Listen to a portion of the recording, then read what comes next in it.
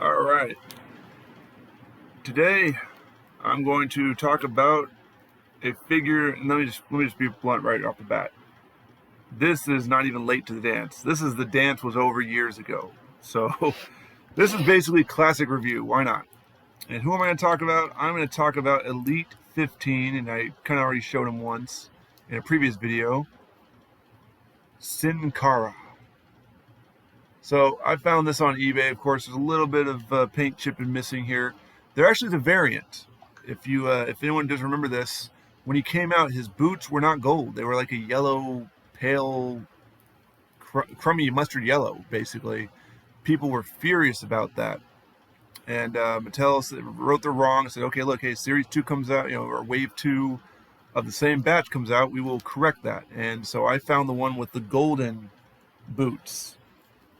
I do believe the mustard colored ones are now more rare as far as a rarity item, but if you want the more complete package Sin Cara.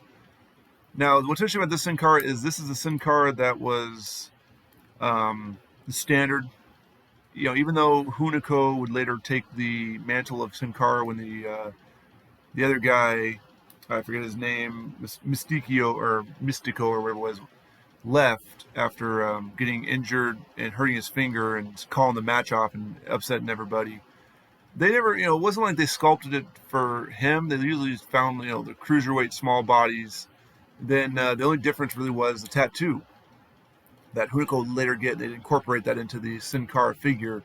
But technically, this is an OG Sin Cara. This is supposed to be representative of the guy who played Sin Cara to start with. And I remember the hype behind him and the vignettes and him and like debuting and doing like a drop kick and a Hurricane Rana to Sheamus and all this stuff. And then basically he botched his first entrance. His match was like done in like a really red domish light or something like that. I think it was a really unique look in the beginning.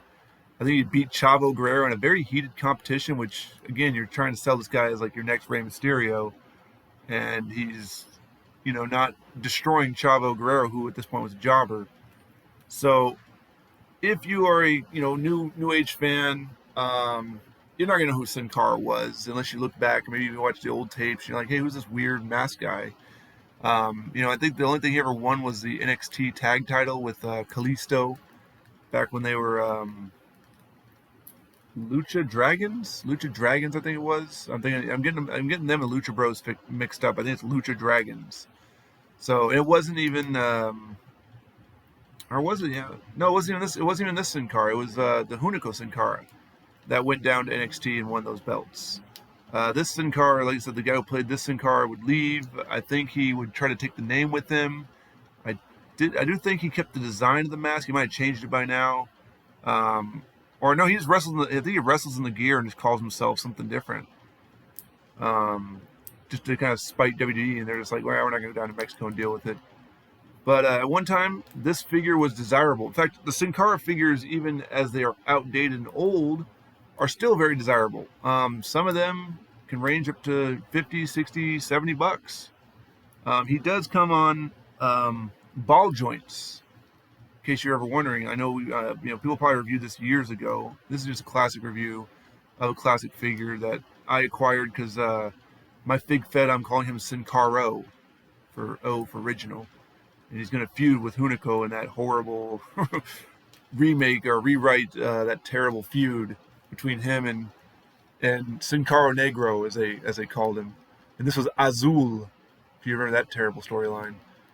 For those that do remember it, for those who are new to the dance, if you like collecting figures, he basically at one time he was supposed to be this next big star, and he just became a jobber. He started to become he got injured too many times. The other guy left. The other guy took over. They tried to push him again, and eventually he just became a jobber. And then that guy got fed up and left.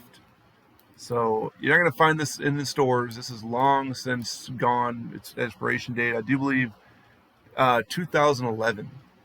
Mattel. Now, no necessarily means he came out in 2011, although I think he was Series 15. So yeah, 2011. This guy here is what, 12 years old now?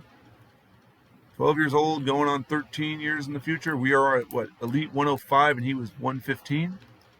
So yeah, he's almost 100 series old.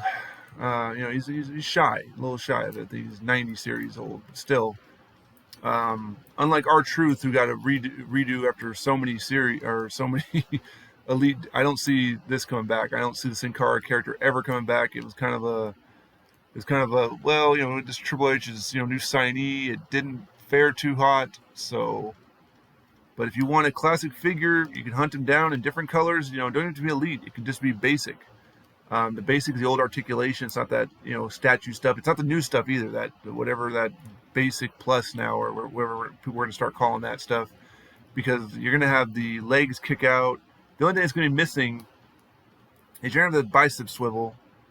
You're going to have it more of a down here in the tricep area, and then you're going to have no chest bending capability. But the new basics look cool. But again, you're not going to see Sin Cara, so if you want to get a Sin Cara, the place you got to go is Mercari or eBay or a trader somewhere out there. You might see one in bad shape at a Goodwill store here and there. I will say, though, that it's very hard to find one where the old style like this, where the paint is not chipping away. Even this one has lost its its shine a little, luster and shine a little bit. I mean, the boots are still staying shiny. But you can see there's chipping paint. I can see paint chips right here. And, I paid $40 for this thing. But you should see the ones that were charging slightly less, and they were basically all the decal was destroyed. So unless you're a mock collector, you're not going to find one with flawless. And if you are a mock collector, you're going to pay a lot more than just $40 to find, the whole thing. Hopefully not scarred, but even then, if you take it out of the box, the paint on this thing was just, on all the Sin Caras, was kind of just fragile. I don't know if it was because it was painted and then another paint layer laid over top of it, but it wasn't sealed really properly, so it just chips away. I wouldn't be surprised if me moving it around a little bit hasn't caused a little bit of paint to rub off, which is unfortunate because they are cool looking. They are looking cool looking figures. Of course, the Sin Cara Rangers was what people were deeming it back then, because every basic had a new Sin Cara color. You had, I think there was a purple one, there was a pink one, then you had blue, you had red, you had white, then you got an elite green, then I think you got some orange and blue, then you had a couple other ones, and then his most recent one was that black and purple one, and then the one before that was his Mexican flag colored one, which I have that one.